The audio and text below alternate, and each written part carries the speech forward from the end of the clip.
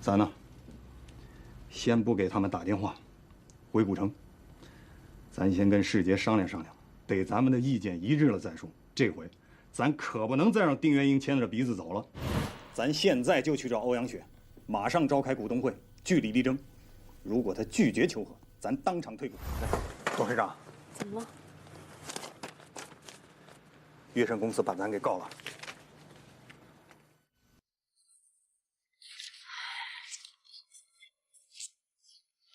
你们什么意见？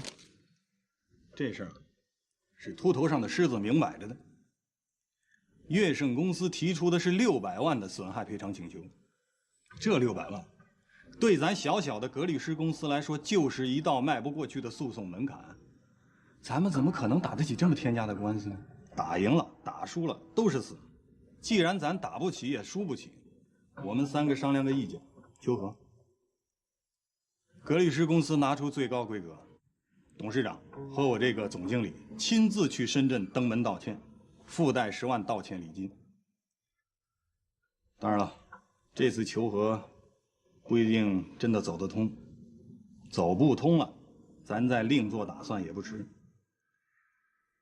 只是丁哥他一直没少给咱帮忙，这次就别再打扰他了。求和可以，但是道歉我不同意。做生意嘛，就是竞争。再说了，咱们的成本是真实的，事实上音箱也赚钱了，只不过是赚多赚少的问题。道歉没有道理。董事长，这都刀架脖子了，咱们就别硬撑着了。你撑得起，我们撑不起啊。你就为我们受点委屈行吗？董事长，公司从组建到现在，有很多事儿丁哥跟我们的意见不一致，这你也是知道的。但是所有的事儿从来就没有一次采纳过我们的意见。现在是非常时期，公司毕竟是咱自己的事儿，这次求和不管是对是错，希望董事长能够给我们这些小股东一次机会，哪怕就一次，也算董事长承认我们这些小股东的存在。董事长，丁哥的决定肯定有丁哥的道理，无非是想借乐盛旗舰的影响打格律诗的品牌，也是为公司好。如果求和能避免打官司，那咱们不是既省了一大笔诉讼费，又达到了目的吗？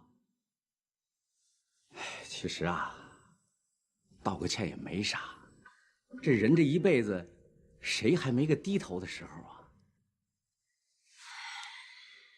如果一定要道歉，只能按照商业摩擦的不愉快道歉，性质是私下调解协商，不能按照违法道歉。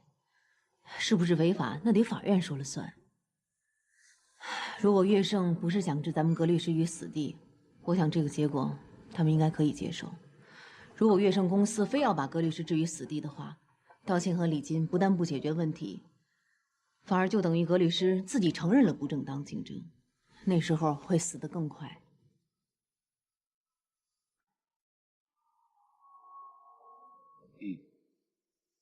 也有道理。我同意。我也同意。行，那就这么决定了。我和董事长去深圳，刘冰去北京守摊子，世杰去订明天的机票。好，请董事长把10万元的支票准备好。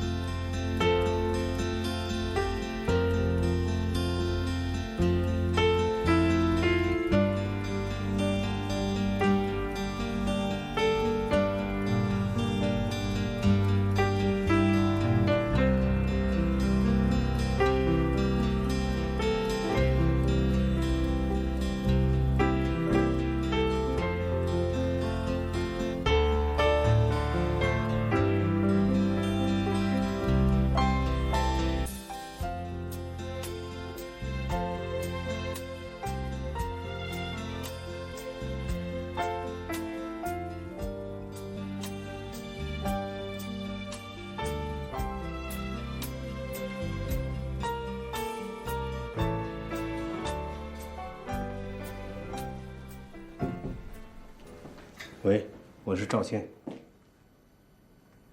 什么？葛律师来人了？是董事长、总经理。啊，知道了。林总和我在一起，待会儿给你回电话啊。董事长，您这是美学的哲学呀。董事长，有个情况。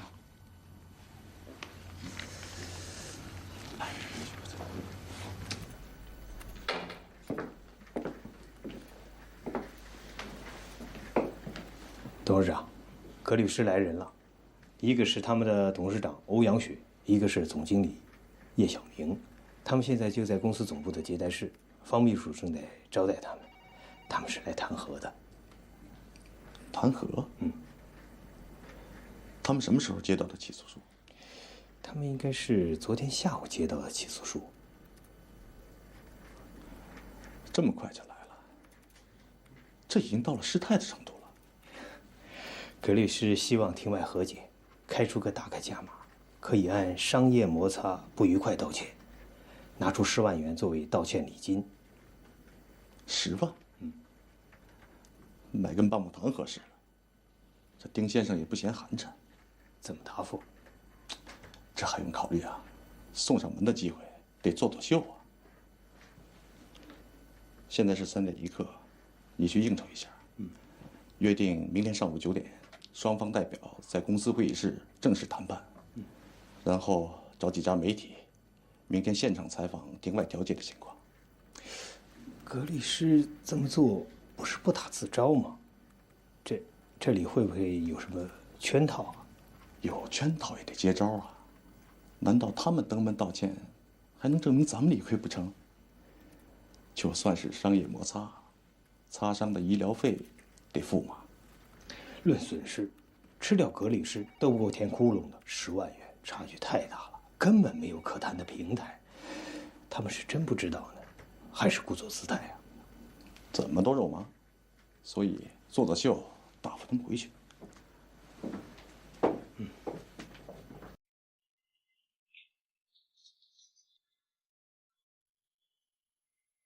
请慢走，谢谢方律师，不客气。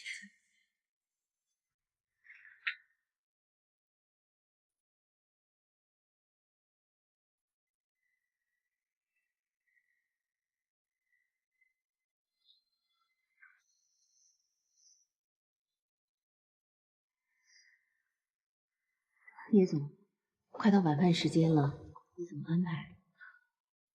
晚上我随便吃点什么，你要是有事就先忙吧，我还得准备准备明天的谈判。谈判的事我也不懂，也帮不上什么忙。我听说深圳有几家饭店挺有特色的，好不容易来一趟，我想去看看。行，你忙你的吧，我就直接回宾馆了。来了。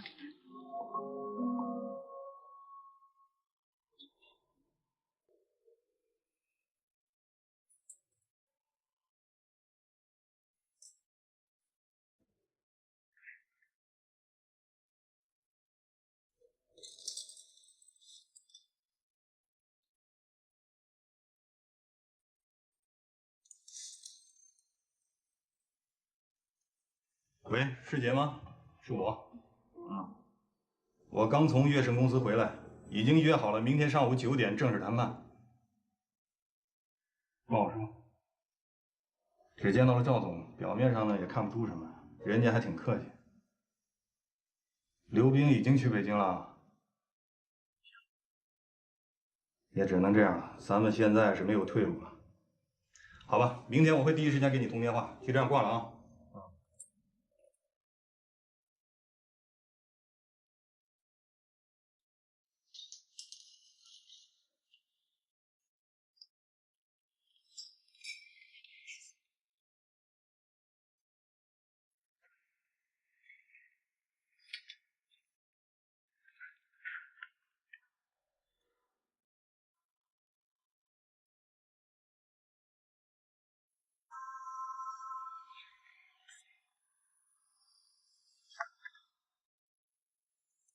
其实欧阳不是为了吃什么，是以一个就餐的理由待在这里，观察别人的经营理念和服务特点，然而，他却在不知不觉中走了神。叶小明接到起诉书后，既没有在第一时间通知丁元英，也没有在第一时间通知他，而是先与冯世杰和刘斌商量出一致意见后，才来通知他这个所谓的董事长。这就意味着他们完全排斥丁元英，这也意味着他与这3位股东已经走不了多远了。按照他们3个人的逻辑，这场官司只要打起来，打赢打输都是死，唯一的出路就是避免诉讼的发生。那么，如果这次求和不成呢？欧阳似乎已经看到即将要发生的事。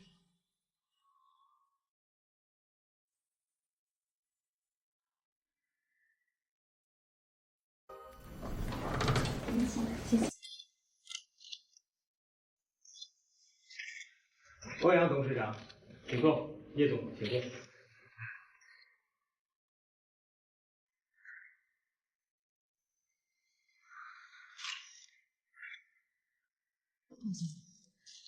你请这么多的记者是什么意思？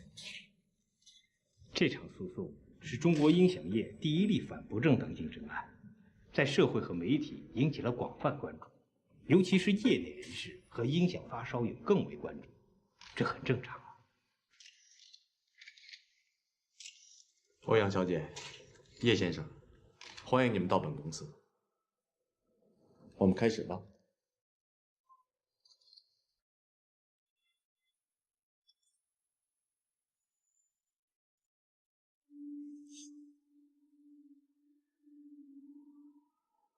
李先生，作为普通的发烧友和乐盛品牌的前代理商，我对您和乐盛公司都是非常的敬仰。首先，我要感谢乐盛公司曾经对雅风音响行和格律诗公司的支持，谢谢。不论出于什么原因，客观上已经造成了我们2家公司的摩擦，我对本公司的过失感到非常的不安。在此，我向贵公司表示道歉，并愿做出适当的补偿。敬仰的意思，与林董事长和本公司都不敢担当，请叶总收回。我注意到叶总谈话里用了“我”、“过失”、“补偿”3个字，我们认为我们是在和格律诗公司谈判，而不是您个人。如果贵公司不认为自己的行为是不正当竞争，那就谈不上道歉和补偿。如果贵公司认为自己的行为是不正当竞争，那就不是补偿的性质了，而是损害赔偿。我们可以接受道歉赔偿，但是我们不能接受不明不白的道歉赔偿。好，我们先搁置争议，继续讨论下面的问题。我们先假定“补偿”这个词的含义不确定，那么贵公司准备怎么量化这个补偿呢10万，这是我们所能承受的极限。叶先生，我很理解你们的心情。我们也寄希望于谈判，但是我们不能忽略谈判平台的承载力。我们很遗憾，彼此距离太大了，大到使我们提出谈判条件成为无意义。因此，我们有些认识上的偏差，还需要由法律去矫正。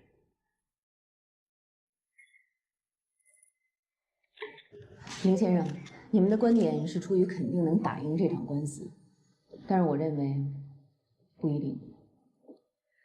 想想看，如果你们败诉了呢？那么咱们现在的谈判对你们反而会有价值。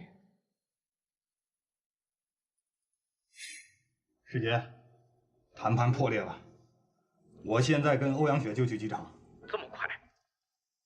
人家是有必胜的把握。林总当着好多媒体的记者说，如果公里都没有了，他就从9楼上跳下去。这事儿咱是哈巴狗扎个狼架势，现在真让人家当狼给打喽。欧阳一见到刘斌，凭直觉就知道将有更严重的事情发生。既然求和失败，格律诗公司已经成了死亡之地，多待1分钟就意味着多一份危险。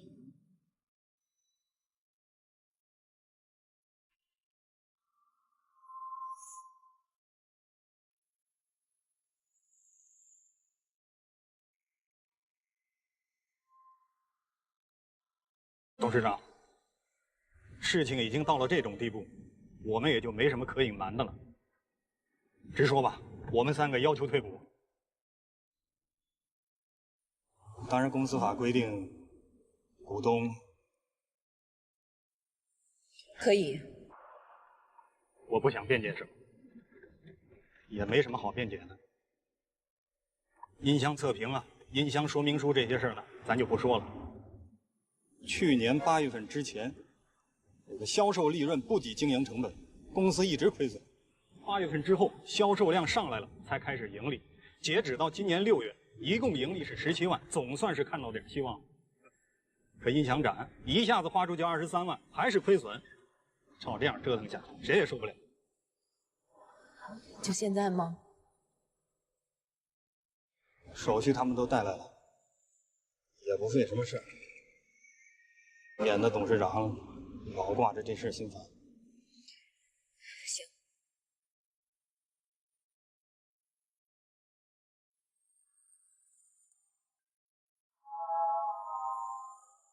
先生你好，慢走，欢迎下次光临。你回来了。回来了。你让赵会计马上到我办公室来一趟。好嘞。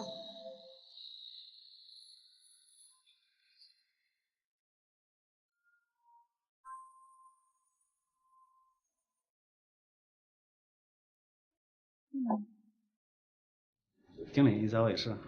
你带2个人去银行取30万现金送来，路上注意安全。好的。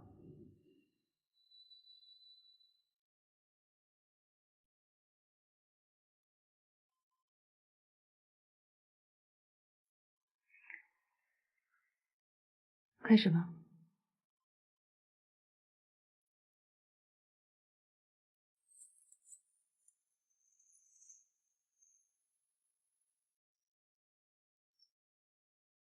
这是公司的印章，这是公司办公室和店铺的钥匙。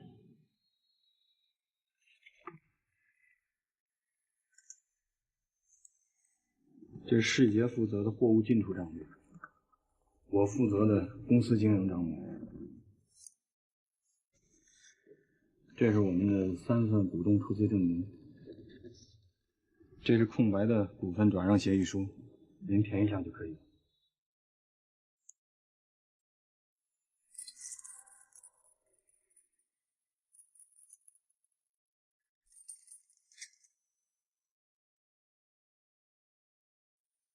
这是你们的借据。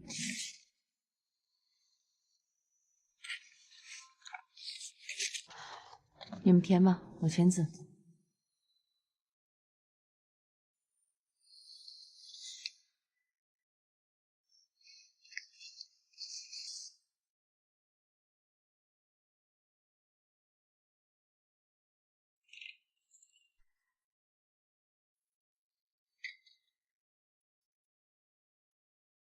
经理，这是你要的30万现金。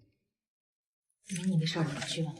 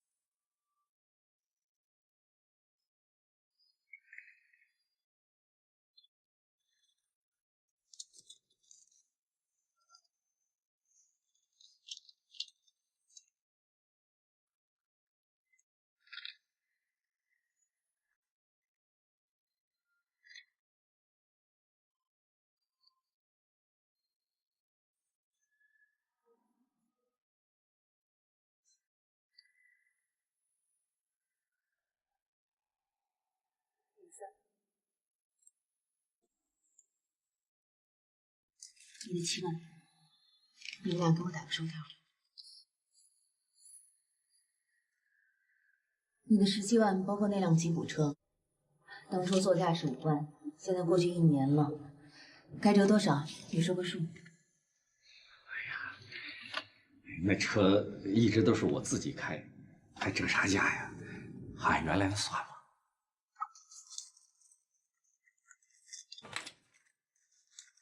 那好，那个12万。董事长，您看能不能这样？王庙村的农户一共欠公司31万，把农户欠公司的钱转到我身上12万，这样这一部分就不受公司诉讼的影响了。村里建一个生产体系不太容易，能保多少保多少呗。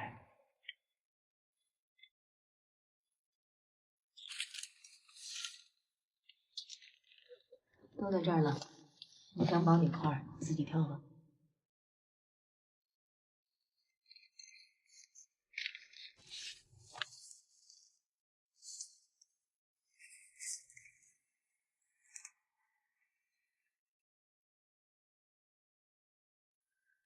就保这几块最核心的机械设备。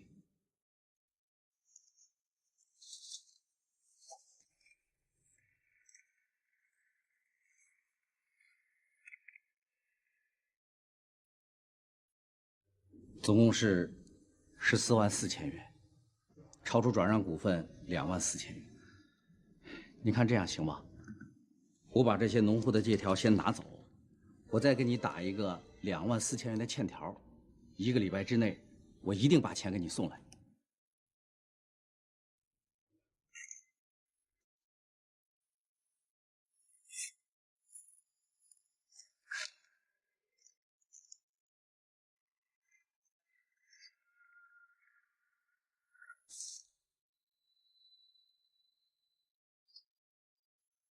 董事长，这边的事儿，你也没给丁哥打个招呼啊？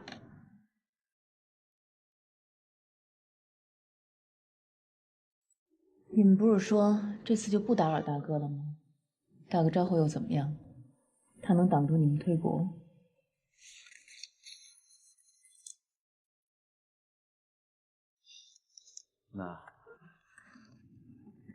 那我们就走了。嗯。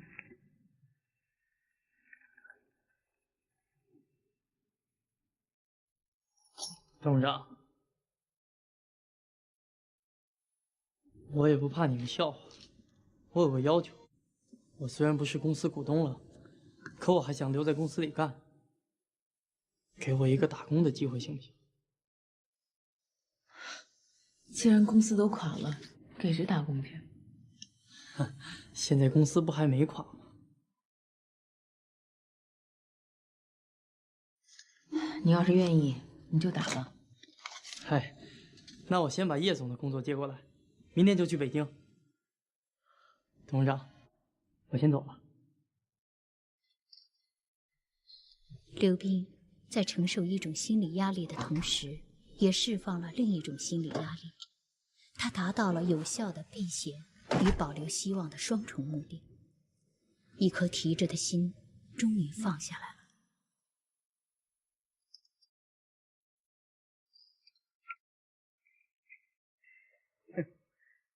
你小子真不要脸！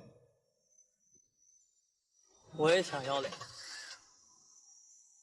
可我真舍不得撒手这辆车，舍不得这种生活，这种生活真他妈太好，扛不住。刘斌，我说你这可是巧夺总经理的大权呐！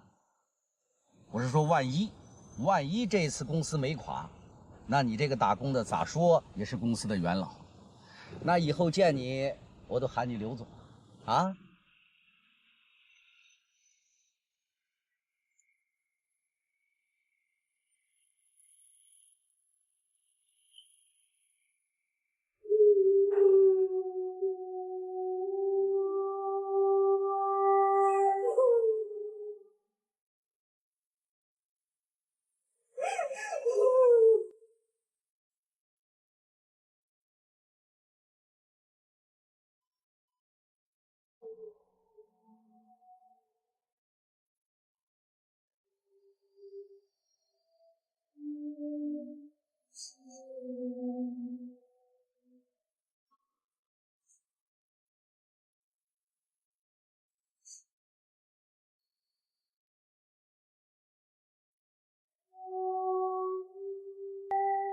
欧阳用狠狠的哭泣，将几天来心中的沉重挥发了出去。回过头来静静的想，去深圳求和肯定是个错误，那么接受退股是意气用事还是别无选择呢？肯定两者都有。但如果刚才他拒绝退股，一定会招来无休止的争论、抱怨、指责，归根到底还是把矛头指向丁元英，而丁元英不会跟他们计较，最终还是接受退股。欧阳怎么也弄不明白，格律诗公司到底是谁要办的事，是谁非要找高人指条路，又是谁需要通过格律诗公司解决生存和事业问题，不能承担风险，却偏要来凑热闹。欧阳越想越清晰的是，不管官司胜败，自己只会开饭馆，也只有开饭馆才是正道。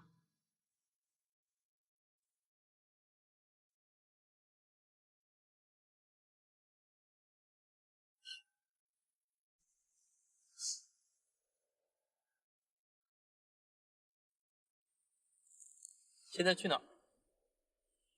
去世纪豪园。这事儿啊，跟丁元英打个招呼就算过去了，好合好散。谁是高人啊？我同意你的观点，世杰是高人啊，连资金带人才，给王庙村弄了个生产基地，1分钱工钱都没付。哎，公司垮了可以出去跑销售，万一公司没垮，公司离了王庙村照样玩不转。仔细想想，我自己都不知道我自己算是个啥东西。丁哥图个啥？欧阳雪又图个啥？我晕，我快晕死了。晕，我倒。现在说这些个多没劲呢！当初签协议之前你干嘛不说呀？我也看了，咱们仨呀都属于那烂泥扶不上墙的货。倒，我连晕带倒。你呀，什么时候不给自个儿立牌坊了，我再醒过来。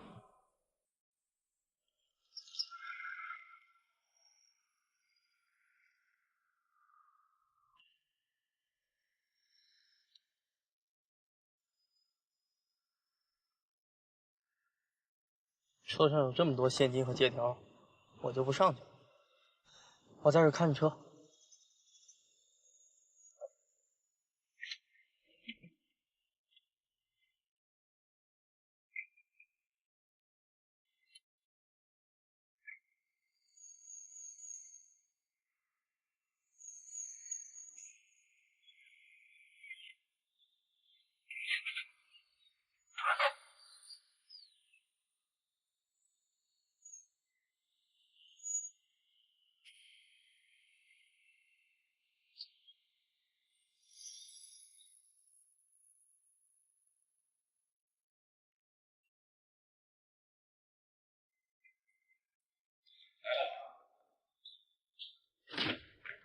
丁哥，回来了。来，进去吧。回来2天了，一直忙着呢。来的正巧，我正摘菜呢。都别回去了，我多炒几个菜，晚上就在这吃。不用了，刘冰还在下边等着呢。我们有几句话跟丁哥说了就走。丁哥，我们几个跟董事长商量一下，退出公司了。欧阳雪收购了我们3个人的股份，手续都办好了。我们来给您打个招呼。为什么？乐盛公司起诉了，诉格律诗公司不正当竞争，要求损害赔偿600万。法院前天送来起诉书。昨天我跟董事长去了深圳，今天上午求和谈判失败，下午刚回来。起诉书在董事长的手里，公司的手续我都交接清楚了。自己的事是该自己拿主意。小家子气，没见过世面，丁哥您多包涵。你们商量妥了就好，别的没什么。行，丁哥您忙着吧，我们就先回去了。稍等一下，我有几句话想跟丁哥和小丹说。行，你先跟丁哥聊着吧，我在车里等你。丁哥，有件事儿已经过去2年多了，一直在我心里压着，我也一直想找个机会告诉你，不然的话，我老是觉得这心里挺别扭。你还记得那年你跟小丹一块儿去叶小民的音像店拿碟片吗？我那一次对丁哥特别的不礼貌，其实我是在故意的找茬儿。过去的事，我当时是故意的，我是想跟你接上茬儿，拉拉关系，然后再请你吃顿饭套套近乎。这事儿我现在想起来，我一直觉得是欺骗。不过今天我说了，你们都知道了，我这心里啊也不再压着。谈不上欺骗，元英那次不是说了吗？问你咱俩到底谁诚心？你把元英挤兑的一通拽文，谁不知道啊？都过去了，没事的。林哥，小丹，摘苹果的事儿和退伍的事儿，实在是对不起了。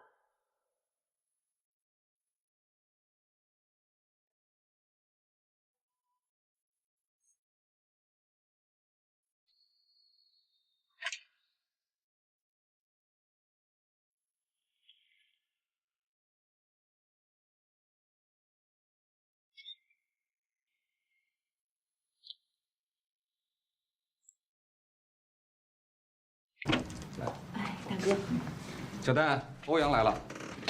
欧阳，我在厨房呢。大哥，这是法院的文书和他们3个人刚签的退股协议。好，我看一下。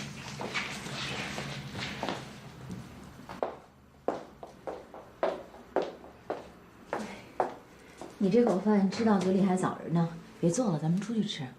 我也是刚下班，就这把芹菜到现在还没炸完呢。叶小明他们刚走。知道，刚才路上碰见了。哭了？能不哭吗？公司都成幼儿园了，我又不是阿姨，气死我了。算了，这顿饭我也没心情做了。你们先说事儿，说完事儿咱们去尝一尝你说的那家苗族餐厅。你们2个先送谁啊？都带了这么多钱，先送一小明回家，然后再把我送到汽车美容院就行了。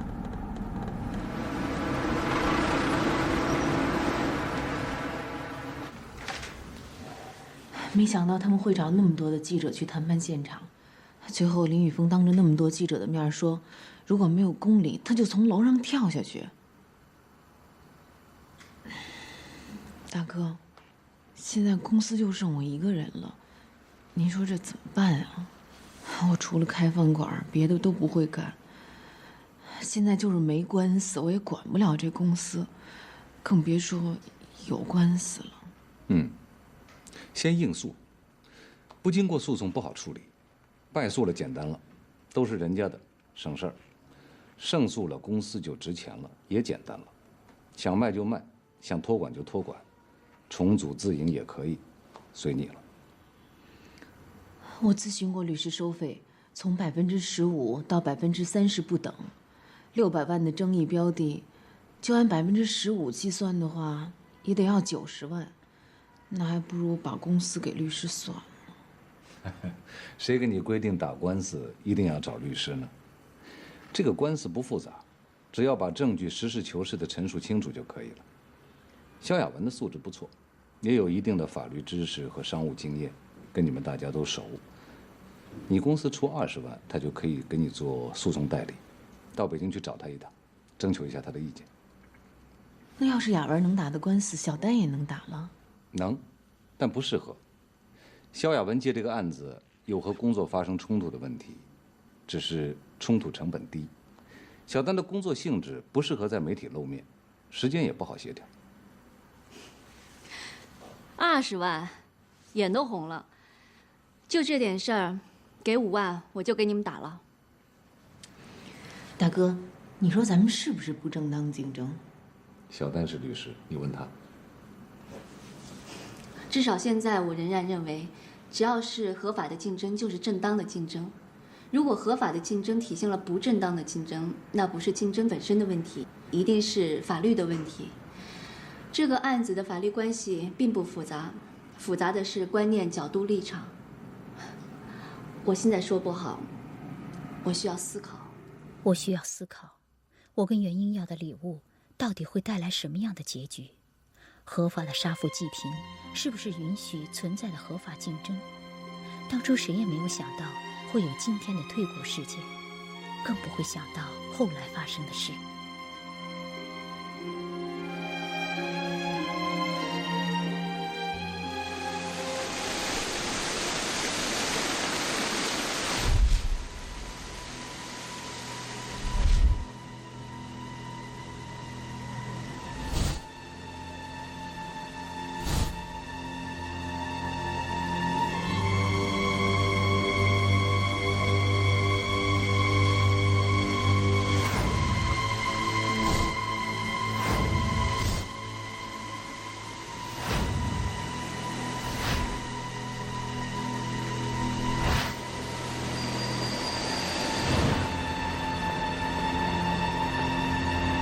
徐队长，截图时间已经过了40分钟了，怎么回事啊？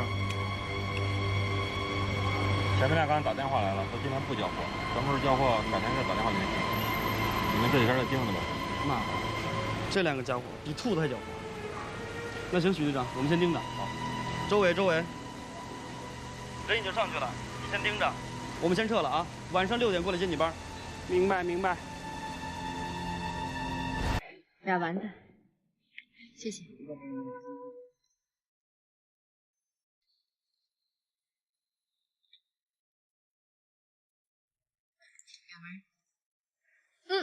欧阳，怎么是你啊？小丹呢？小丹出差了，她没来。你要是先打个电话，我就不用买盒饭了。董事长不让给你打电话，本来是想请你出去吃的，在路上有个右转弯进行的标志，我没看见，罚款耽误了点时间，就来晚了。没事儿，我也想看看你这边的情况。我这儿有什么好看的？就这样呗。咱们下楼吧，马路对面有家餐厅，挺不错的。小丹以前吃过。不用了，你都吃上了，我还不省了请你一顿。小杨，你去打饭吧。那董事长你吃什么？什么都行，我再打个一份。哎，欧阳，坐。好。你一个人从古城开车来的？不是，带了2个跑堂的，他们在音响店等我呢。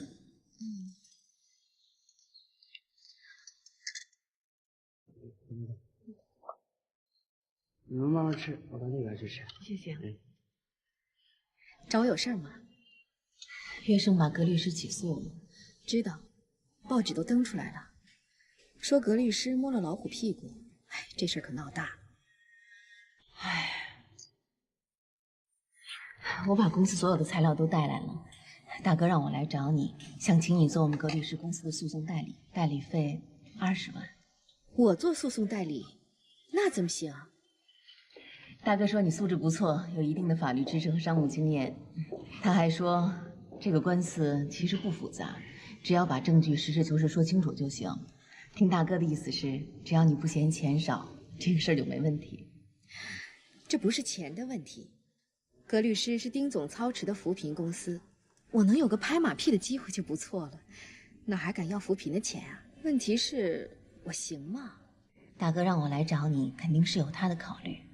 行不行的先不谈，你先看过这些资料以后，心里才会有数。先谈你能不能接这个案子。这个案子不管从媒体报道还是从时间上，对你的工作肯定会有影响。我担心的是这个。我要是能打赢这么有影响的官司，那我就露脸了，履历表上又多了一项记录，对以后找工作就更有利了。小丹是律师，他对我代理这个案子怎么看？那就肯定不是什么好话了。你说吧，我脸皮厚能挺得住？不是你想的那样。你快说吧，都把我给急死了。我要是说了，你可不能有其他误解啊。小丹的原话是20万，我眼都红了。就这点事儿，给我5万就给你们打了。他一看我挣钱啊，眼就红了。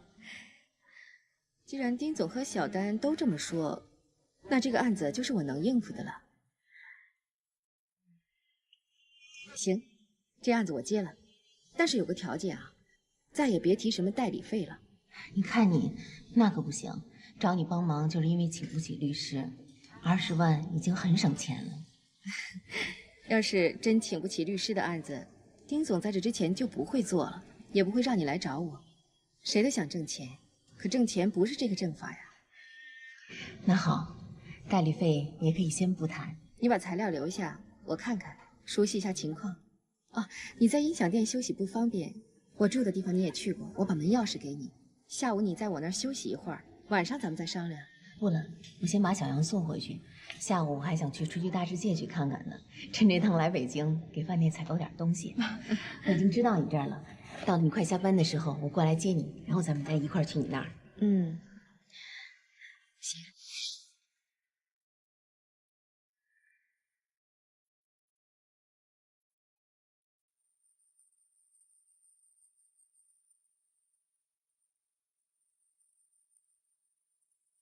欧阳雪和叶晓明是16号接到乐盛公司的起诉书，17号到深圳议和，18号返回古城的当天，叶冯刘3人就转让股份了。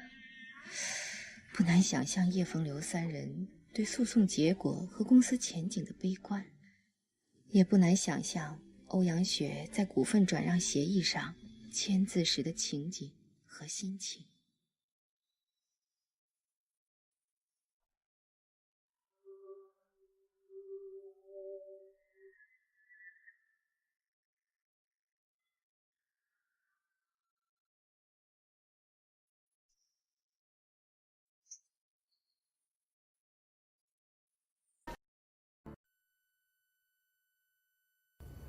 这个官司不复杂，只要把证据实事求是地陈述清楚就可以了。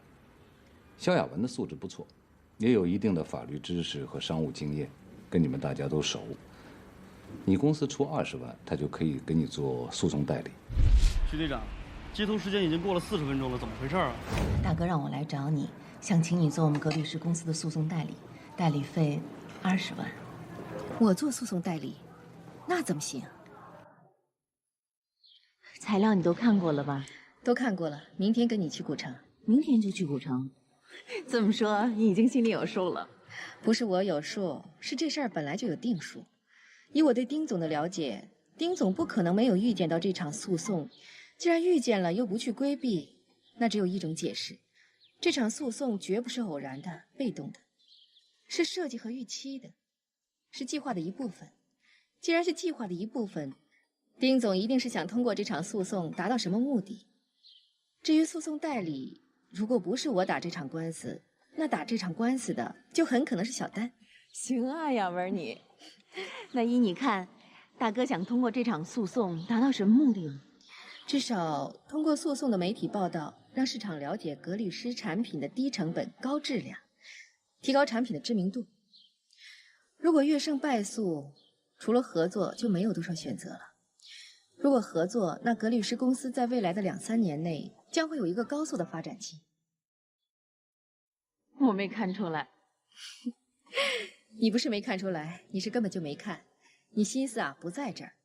我同意丁总的看法，这个官司并不复杂，只要把证据说清楚就行。欧阳，我有个不该问的问题想问你。我还能有什么不该问的问题呀？你问吧，问什么都行。古城和北京，你两边都得兼顾。胜诉之后，你有什么打算？哎呀，我现在愁的就是这个事儿，我一个人顾不过来，也没能力管。真要是败诉了，倒也就省心了。大哥说，等胜诉以后，公司值钱了，想卖就卖，想托管就托管。可是卖给谁呀？托管给谁呀？哎，当初我就跟大哥说，让我出资可以，让我管理不行。公司在我手里，早晚也是个倒闭。我赔点钱吧，还有饭店呢。可是公司一停，王庙村的生产就得跟着停。眼下让农户自己去做市场，无论从资金还是到人才都不现实，那就把人家给害了。事情不是你想的那样，如果胜诉，你至少有3种选择：一，自愿让悦盛公司兼并，悦盛求之不得；二，聘用职业经理人，利润分账；三，委托冯世杰经营。这正符合冯世杰当初想为王庙村做点实事的初衷，也像丁总说的，想卖就卖，想托管就托管。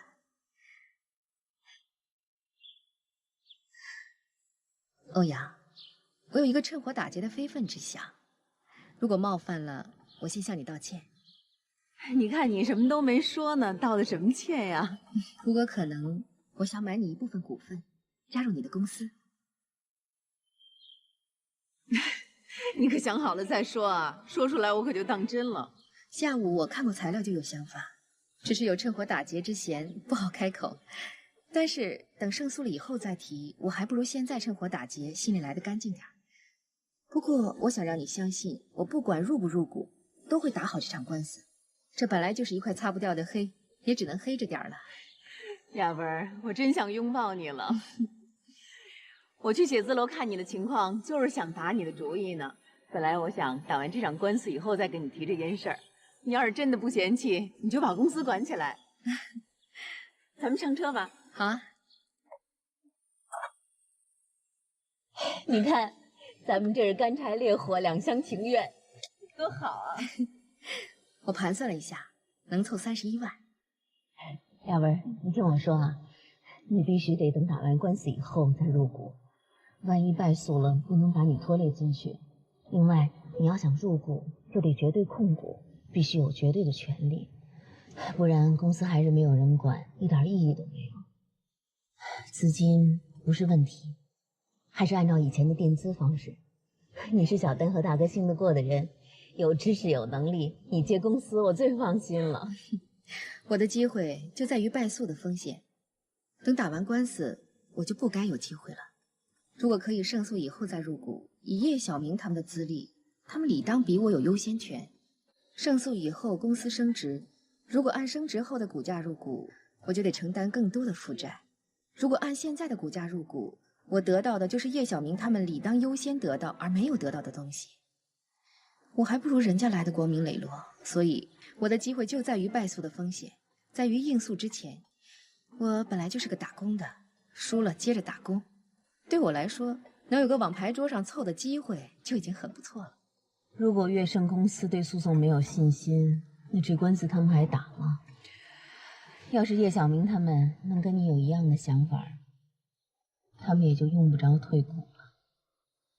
为什么你们的想法就那么不一样呢？你持51%的股份，股值65万，你看可以吗？有2点我得提醒你。第一，如果是51%的股权转让，一旦败诉，负债的部分我无力偿还，有可能这辈子我都还不完。第二，不管是谁控股，都得预留出一块股份，准备吸收一个人。这个人就是冯世杰，他是连接公司和王庙村的纽带，除非公司改变宗旨和经营方向，否则没有冯世杰的葛律师是与王庙村走不了多远的葛律师。而吸收冯世杰的先决条件是，等公司胜诉没风险了，等葛律师与悦盛的合作成定局了。我这儿你不用考虑，只要不让我管公司股不股份的没关系。我这个人呢，就认个傻理儿，只要守住饭店就能活命，其他的事情再好让我去做，可能就饿死了。没股份不行，这个公司少了谁啊，也不能少了你欧阳雪啊。你这话就是假客套了。问题是假客套不能当饭吃。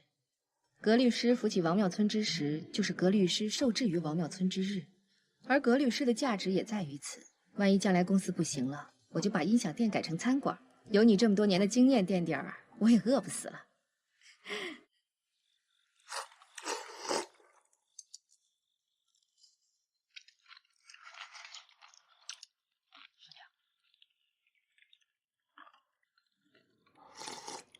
公司的官司要是打入了，这村里人借了人家公司的这么些个钱，哎呦，这可咋办？法院的要是执行的时候，都得收走啊。我把车窗、下料、翻砂这几块最主要的机械设备，还有农户的借款，都转到我自己身上了，已经跟公司没啥关系了。公司就是这场官司打输了，咱这些机械设备啊也能保住。咱村里建立一个生产体系不容易，手刹不能给它丢了。只要能保住这些生产体系啊，剩下的事儿就好办。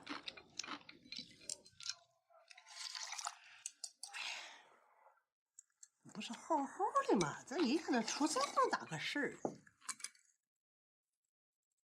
这家人做事儿是不是太着急了？哎呀，你咋不多劝着他点儿呀？真是。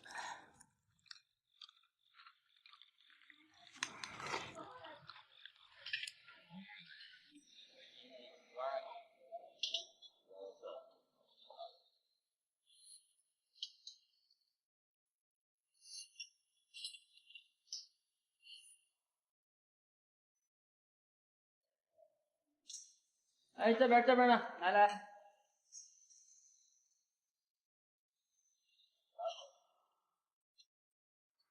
这就是前面的线，这是徐哥。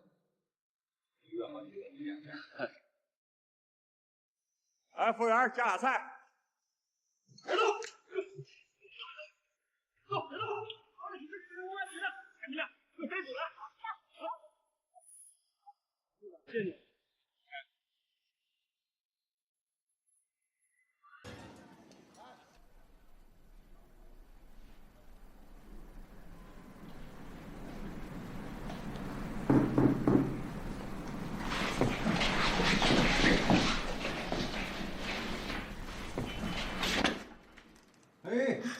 丁总，来，雅文，请进。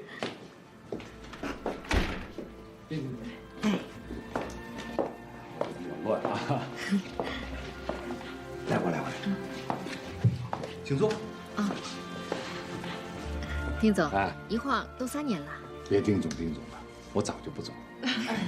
叫丁总多别扭呀！你跟我一样叫大哥多好。那好，大哥，那我就套近乎了。哎，大哥，你这是忙什么呢？挑曲子，编张唱片。编唱片？唱片也能编吗？能啊！你把各种交响乐协奏曲里边最好听的小提琴截取出来，用软件修饰编辑，就成了一张你最爱听的唱片了。哦，那您给我也编一张吧，我放在车里头听。你是指这张还是另编一张？再编一张吧，我不想要这种太艺术的，好听就行。好听就是艺术，只是每个人好听的标准不一样。唱片的事儿待会儿再说，咱们先说正事儿。大哥，昨天下午我跟雅文谈了谈，我想请她来接管公司，雅文也希望入股公司，我们都想到一块儿去了。雅文这趟来王庙村是取证实地拍摄生产过程的，入股的事儿还得听听您和小丹的意见。雅文入股，低于和持平控股线意义都不大。雅文出资30万，剩余的部分还是按照垫资处理。他持51%的股份。大哥，这回您就解放了，我也解放了。我持29%的股份，剩余的20%先预留着。雅文的意思是，等将来乐盛跟格律师合作了，那时候也就没什么风险了，再把冯世杰吸收进来。你怎么肯定乐盛会跟格律师合作？我是站在乐盛的立场考虑，只有合作才符合乐盛的根本利益。吸收冯世杰是迫不得已，还是你想给他个机会？是不得已。格律师的生存基础在王庙村，而王庙村的命脉在格律师。除了这种本质的依存关系之外，冯世杰是连接两者之间人际关系的另一条重要纽带。比起托管转让，我认为雅文接管这个公司是一个不错的结果。我想小丹也会同意。胜诉的几率高不等于胜诉，败诉的可能性一直存在。雅文，你必须要有清醒的认识，必须要对败诉有充分的心理准备。败诉了，我还去打工，从哪儿来到哪儿去。等老的连打工都没人要了，我就摆个小摊儿，开个小店，这不是我愿不愿意的事情，是我必须得这样。如果这辈子我都没把债务还清，那欧阳只能认倒霉了。行，就是你了。我还需要点时间。我对葛律师和农户的情况只是初步了解，吃透了还需要时间。还有就是那辆宝马车，这辆车无论从产权还是级别上都不适合放在葛律师公司。我想让刘冰这2天把车给你开回来。那辆宝马车放在咱们公司确实不合适，可是公司没辆车撑门面也不合适，两边进进出出都代表着公司形象。这个事儿昨天晚上我们也商量了一下，我打算给公司买辆车，30万价位的，比我那辆车稍微好点就行。那是个岔口。雅文把车买了以后，把那辆宝马送还给楚风就行。我以前一见丁总就紧张，生怕哪件事办错了就给炒了。现在改叫大哥了，还是紧张。你怕我？当然怕。您一皱眉，我就得到财务室去结账。你要怕我，你敢把我放到古城？我是想通过小丹的关照保持联系，能有机会和大哥学点东西。我胆子再大，还没有大到敢打小丹的主意，更没有大到敢打大哥的主意。你们是什么人啊？什么看不明白啊？可是我就是没想到，小丹这样的人。没有没有，是我贼性不改，勾引人家良家女子。大哥，我想趁现在有条件，也给自己织一套音响呢。我一个女人，将来再想织这种发烧土匪级的音响，可就太难了。公司都是你的，你把那套样机搬走就行了。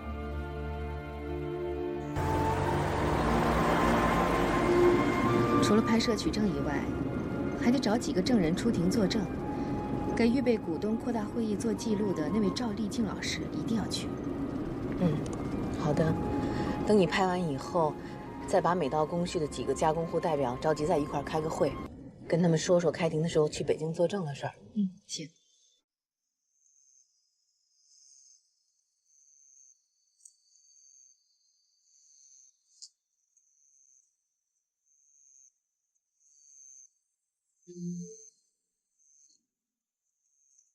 村里的路太窄了，咱们就不开车进去了。打算怎么拍？我打算一道一道工序的拍，到了北京再编辑整理。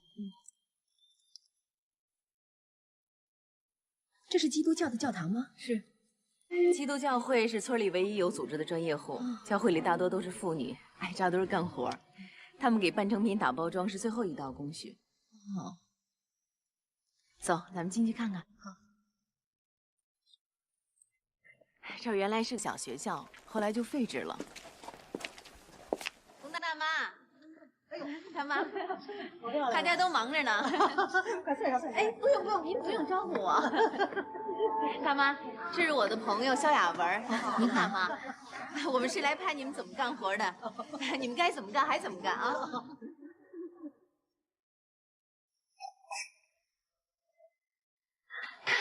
大妈，我还跟您说个事儿哈，我今天来是因为公司有点事儿，我要召集大家开个会。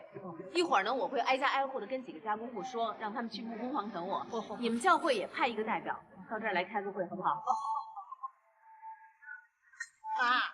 妈，哎，待会儿你去开个会吧。行。怎么样，干活干得累不累？没事。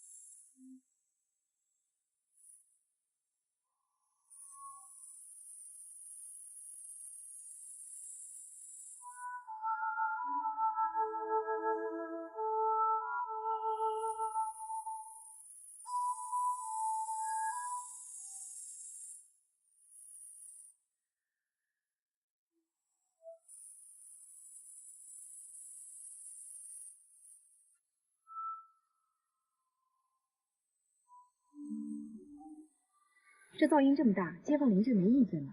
也不是每天都这样，开出来一批板子会用好几天的呢。这左邻右舍都是上腻子或者打磨板子的专业户。唉，农村找个挣钱的营生不容易，所以大家也就都担待了。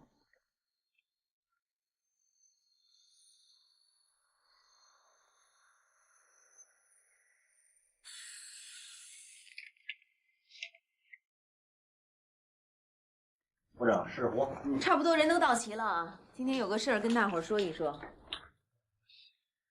唉，咱们公司呢被深圳粤盛音响公司告了。谁告来？深圳粤盛音响公司。咦，唉，今天请大家来开这个会呢，就是想跟你们说说去北京作证的事儿。做啥证呀？咋？为啥告咱呀？这是我的朋友肖雅文，是咱们公司请的诉讼代理，他代表公司打这个官司。现在就让雅文把情况跟大家说一说。事情是这样的，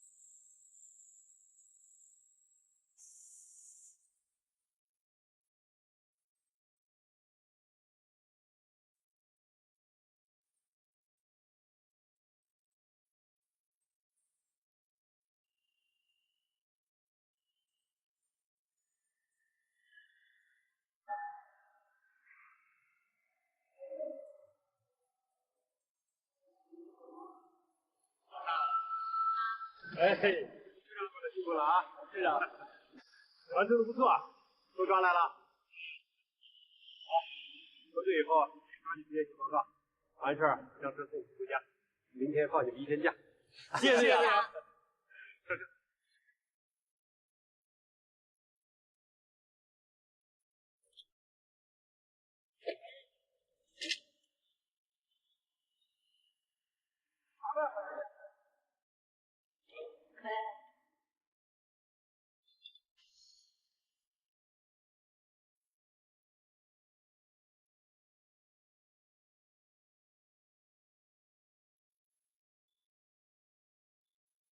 刑警工作的紧张和劳累，对于我早已经不再是问题了。然而这些天，我的大脑却一直处在一种持续的思考状态中。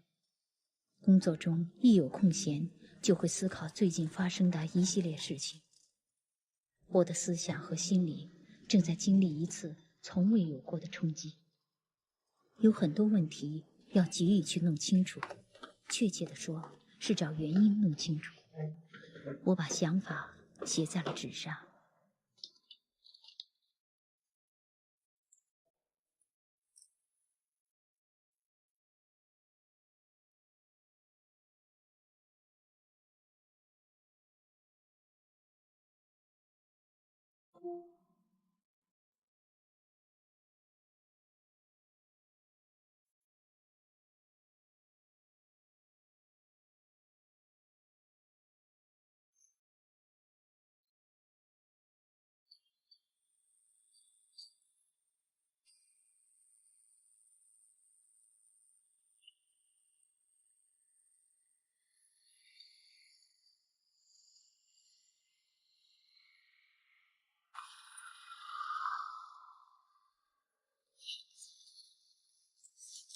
再拿一瓶乳凉烟。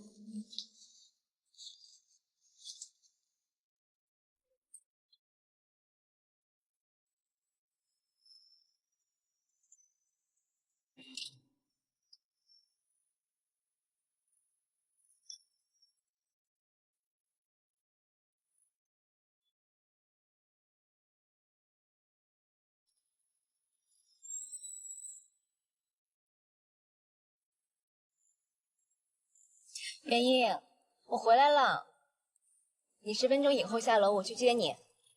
咱们不去外面吃，我已经准备好了。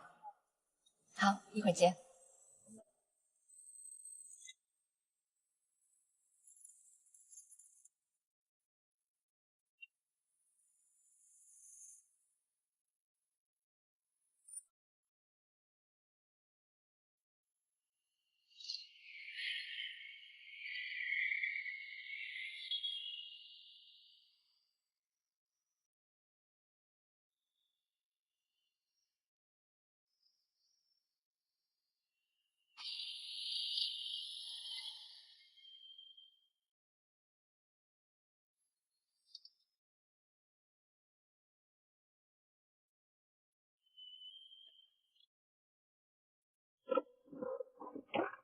哎，别让人看见！我在这一下不算了。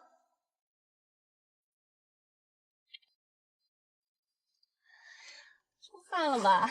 今晚就用这个真冒。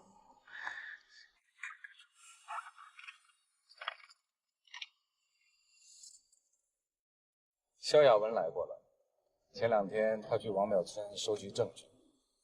他说不收取代理费，希望有机会能够入股公司。欧阳雪正筹公司没人管，一拍即合，已经签署了股份转让协议。萧亚文认购了叶晓明他们退掉的股份，这样一来，公司既不用转让，也不用托管。那太好了，亚文那么精明，这公司让他管理肯定有希望。这对欧阳和亚文都合适。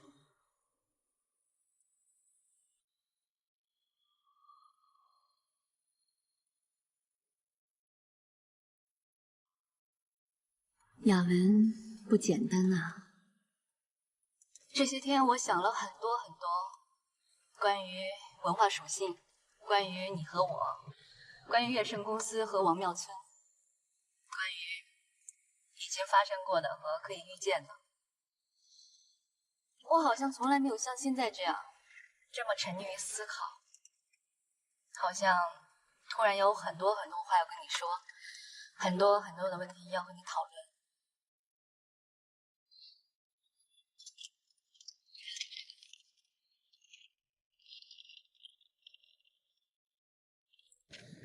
问题一，我不想当律师了，突然有一种想写作的冲动，写小说、写剧本，揭示不同文化属性的人生命运。你对此怎么评价？草率，心血来潮？问题二，你对我开始厌烦了吗？问题三，当我在读法兰克福大学的时候，你会在哪里？问题二，你对我开始厌烦了吗？命题错误，答即有错。那就是根本不烦了，可以见得。只要是需要证明的感情，就有错。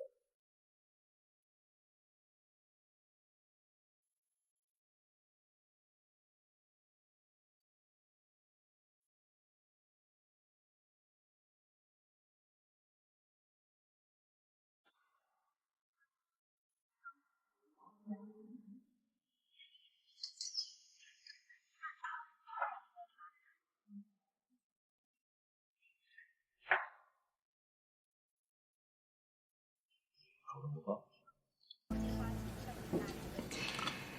酒慢慢喝，别喝醉了就行。今天是我问你答，咱们海阔天空聊到哪算哪。来，干一杯。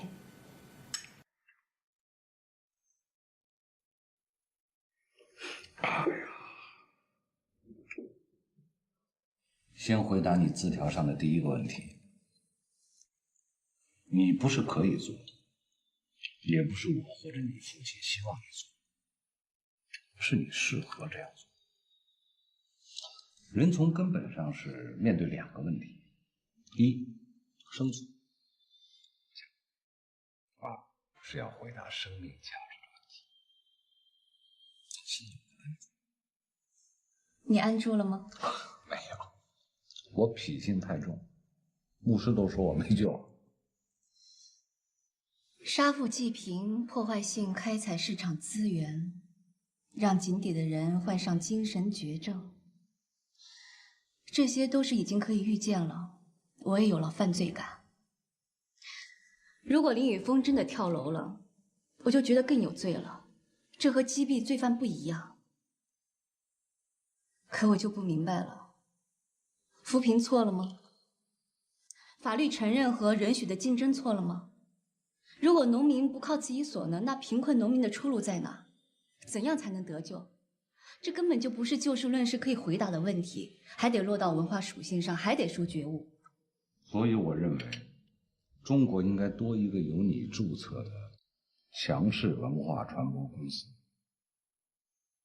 你应该把你的社会关系整合一次，埋头学几年，干几年，吸纳整合零散能量，从第一部小说、第一个剧本、第一部电视剧做起，用小说的形象思维和影视艺术的语言去揭示文化属性和命运的因果关系，去传播强势文化的逻辑、道德、价值观。我就是想去做这件事儿，心里非常冲动。不管我是不是自不量力，我就为这个去留学，争取有一天我能以我的方式告诉别人，神就是道，道就是规律，规律如来容不得你私意，按规律办事的人就是神。来，为你的这个绝碰一下。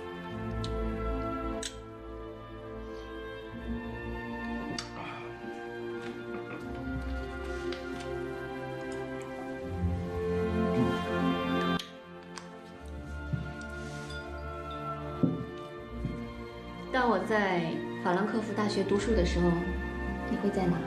你希望我在哪？我希望你在布尔伦布大街的老房子，这是一个适当的距离。太近我静不下心学习，太远我太痛苦。我一边学习一边打工，既可以多陪陪母亲，还可以挣一些零花钱。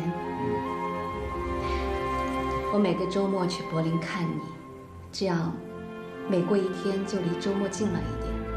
我每天都生活在希望里。那我就在柏林待着。我希望的和你原来既定的不是一回事儿。我是问你，在你没有认识我之前，你对将来是怎么打算的？你不可能在古城临时一辈子。我原打算，不是理想。等有了钱，我在柏林近郊买一个像你这样的房子，做一个特别隔音的听音室，上下左右没有邻居，也没有人敲暖气管子提抗议。我能把音箱开到听力的极限，音质那是至真至纯，能够被伏尔加河、新大陆那种排山倒海的音乐淹没。你不知道自己是谁，也不知道自己在哪，那就行了。在柏林买这样的房子就不是这个价了，生活也不是这个成本。对啊，没钱的时候就选择既清静、生活成本又低的地方。等有了条件了，那就选择更清静的地方。在柏林，你不必担心买到假手机、注水肉，不必为电话故障一次一次求电信商，不必为高官的汽车闯了红灯而大动肝火。我这个人没什么志向，那只要不招谁不惹谁，过自己的日子就行。女人和男人的对话方式只有2个，要么躺着，要么站着。所以我总愿意把你想象成一个流浪街头的醉汉，想收留你，但是不敢想象收留你的门槛有多高。你说过，给你扔块馒头就行，可是你要的那块馒头太大，我这个穷家养不活你。你为什么要养活我？心理，女人的心理需要。和你在一起，我还没有自信到不需要证明就能和你站着对话。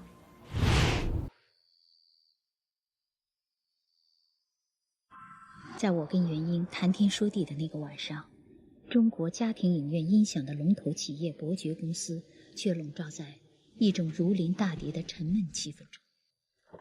葛律师这家仅有100万元资产的小公司，居然叫板乐盛这一举动，怎不让他们这个旁观者产生一种莫名的危机呢？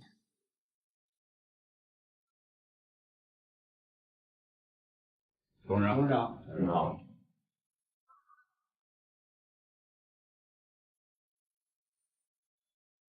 董事长刚下飞机就连夜主持这个会议，这个会议的重要性已经无需我再向大家强调。格力士事件已经沸沸扬扬，乐盛公司已经正式起诉格力士公司。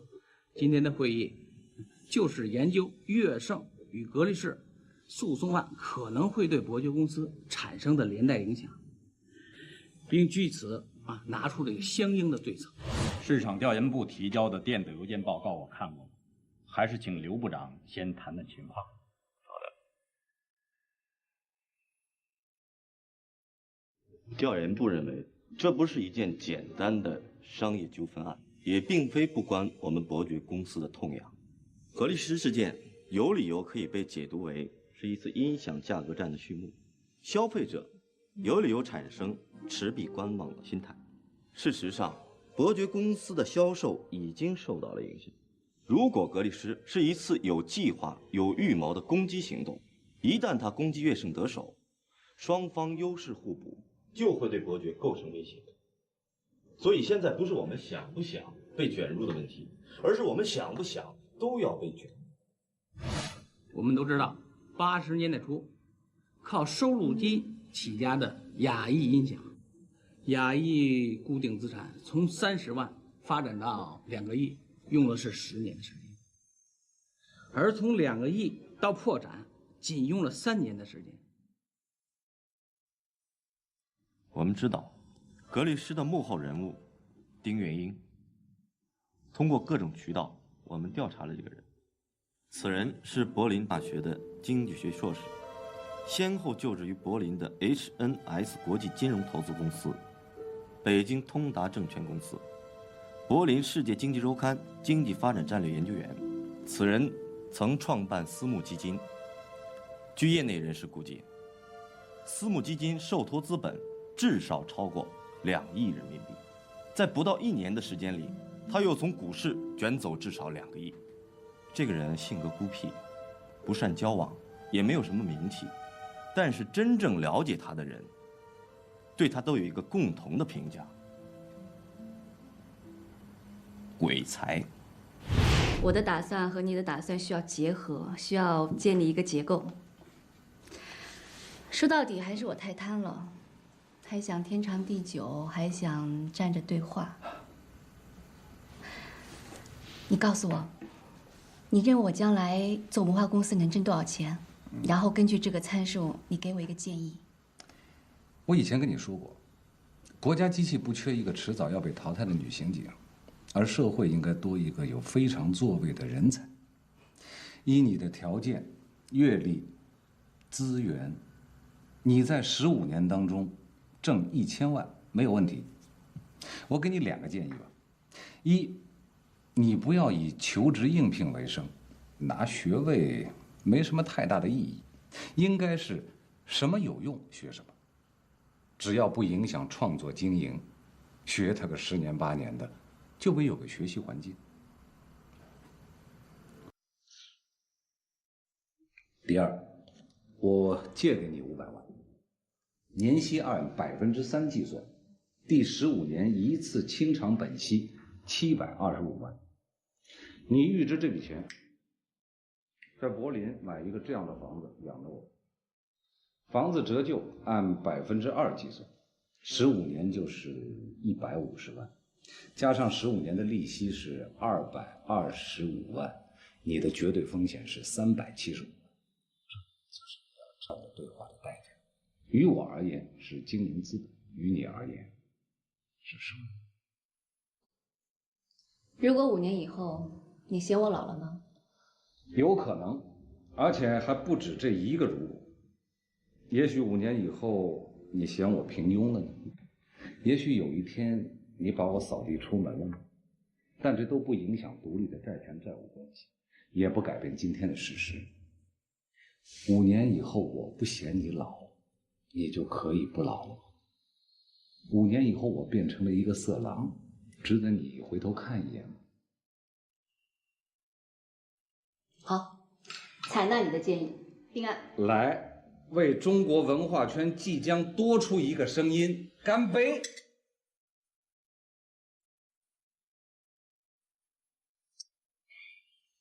还喝吗？今天喝这么多了。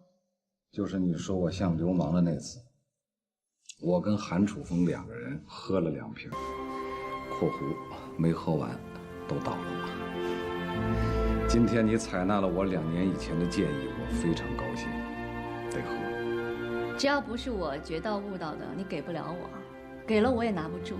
叶小明他们就是个例子，只有我自己觉到悟到，我才有可能做到，能做到的才是我的。对，不管是文化艺术还是生存艺术，有道无术，术尚可求也；有术无道，止于术。你的前途在哪儿？就在无名众生。众生没有真理真相，只有好恶，所以你就有了价值。觉悟天道，是明开天眼。你缺的就是这双眼睛，你需要的也是这双天眼，是一双剥离了政治、文化、传统、道德、宗教之分别的眼睛，然后再如实关照政治、文化、传统，把文化、道德颠倒了的真理真相再颠倒回来。不管你怎么写怎么拍，都是心意深度。这就是钱，就是名利、成就、价值，随便你说的什么。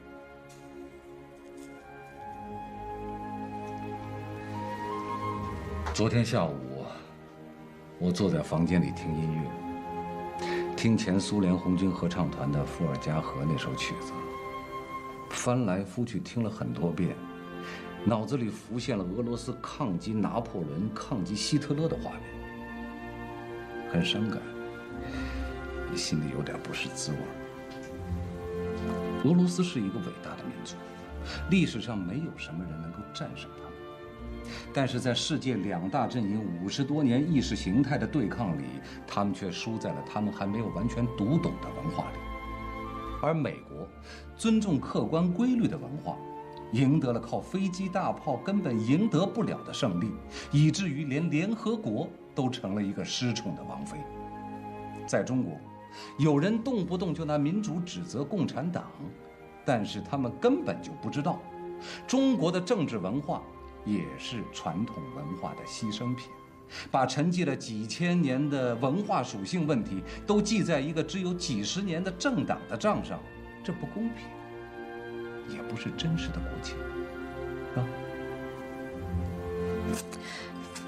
不能再喝了，再喝就醉了。今天这日子不醉，更待何时？来，就一杯。不行。那睡觉。